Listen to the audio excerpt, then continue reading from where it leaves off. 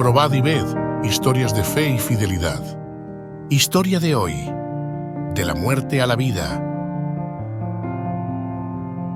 Yo soy Iliana Sandalacini, soy de San Nicolás, es una ciudad de Argentina.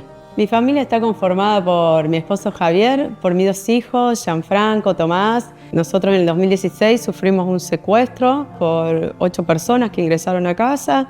Luego de ese secuestro nosotros nos mudamos a un departamento y una noche era de madrugada y a mí era como una luz intensa que me desveló. Y me parecía raro, digo, me habré quedado dormida. Y giro la cabeza, no sé por qué, y cuando miro para el lado del vestidor estaba mi esposo tieso, había quedado duro y él en ese momento estaba sufriendo una convulsión. Pero yo desconocía porque nunca había visto una convulsión, estaba retraído, sus miembros estaban retraídos. Llega a emergencia y ellos quisieron hacerle los primeros auxilios, como tomarle presión arterial, el azúcar en sangre. En ese momento, cuando llega a emergencia y toma las señales vitales, dijeron no hay signos, no respira, no hay signos.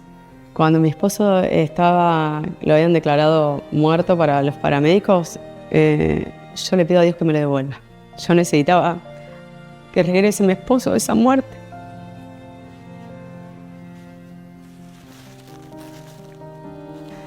En ese momento Javier es como que expulsa una bocanada y comienza a ver signos vitales y ahí los paramédicos corren a conectar todo lo que habían desconectado y a darle oxígeno manual y así lo trasladan en una silla de rueda a la clínica que teníamos más cercana.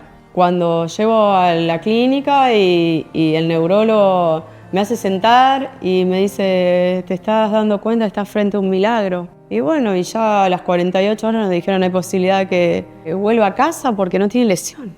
Lo único que se me cruzaba era yo te debo la vida, Dios. No había otro sentimiento. Al tiempo que le dan el alta a mi esposo, yo empecé a sentir en mi cuerpo cosas raras, cosas como que me mareaba. No era cuando giraba la cabeza, sino en todo momento. Por ahí comenzaba con una sudoración excesiva. Eran como pánicos, empecé a buscar, a ir a los médicos, a hacerme chequeos médicos y todos me decían no tenés nada. Después de ese momento que yo viví, dije, bueno, ¿ahora qué hago yo? ¿Cómo hago para encontrar a Dios? Bueno, nosotros tenemos un local que es una carnicería y yo cuando entraba un cliente recuerdo sacarle algún tipo de conversación como para llegar al punto de a ver si era creyente y cuando me decían que sí o me decían que Dios te bendiga, ¿a qué iglesia vas? Le decía, incluso cuando se estaban retirando al local que me decían que Dios te bendiga, ¿a qué iglesia vas? Y ahí le decían, ¿no me invitás a ir? Y tanto insistí y era día a día que el empleado que teníamos, que él era adventista, me dice, bueno, me dijo, ¿cuántas veces vas a preguntarle lo mismo a los clientes? Si querés yo te puedo decir a qué iglesia vamos nosotros y te podemos invitar. Y así fue la invitación. Cuando yo entro a la iglesia adventista, algunos me saludaron con abrazos y decir, bueno, este es el lugar. Sentí decir, este es el lugar. Bueno, entonces se me propone estudiar la Biblia. Y fue la mujer de Juan, Karina, que me trajo los estudios bíblicos. Bueno, y así fue que el 26 de noviembre del 2017 fui bautizada en la iglesia adventista. Cuando comencé el estudio bíblico, recuerdo que cuando se profundizó en la parte de que hay una tierra nueva, y yo decía, bueno, todo esto que yo estoy viviendo, yo quiero que lo viva mi familia. En el 2020, cuando nos encontramos con la pandemia, nosotros teníamos muchos grupitos y recuerdo haberle dicho a las chicas, a mis compañeros de oración, oren porque vamos a empezar a estudiar la Biblia y así comenzamos a estudiar la Biblia con Tomás, Gianfranco y con Javier. No, mucha emoción, aparte por mi esposa. Y bueno, y ahora es como que cambió un poco la vida y ahora después hago lo que Dios dice.